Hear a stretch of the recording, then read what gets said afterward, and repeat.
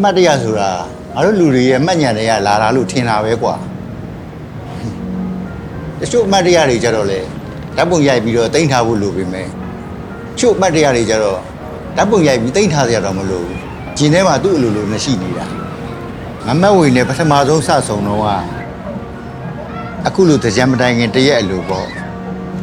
သူ့ရဲ့မျက်လုံးလေးတွေအပြုံးလေးတွေကိုငါအခုထိမှတ်မိနေတော့မယ်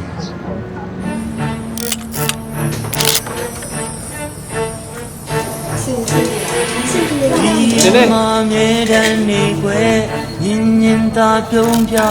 အိုးမောင်မြေတန်းဆွဲလန်းဒီနေ့ပြစေမမနင်းလျှောက်တဲ့လမ်းလေးဖြစ်နေ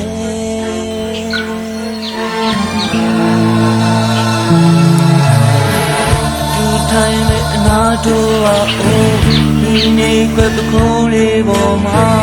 မောင်တစ်သက်လုံးပြူစုနေနေရစေမမမောင်တယောက်တည်းအာကိုရမယ်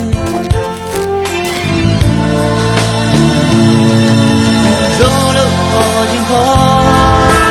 ကောင်းလို့ဆိုခြင်းဆိုကောင်းကလေးစားမောပြီး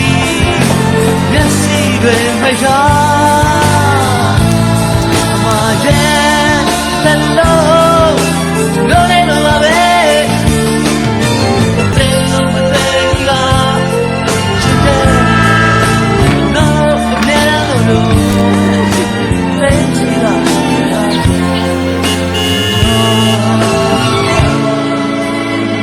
ခုချိန်ပြန်တွေးကြည့်ဒါတွေက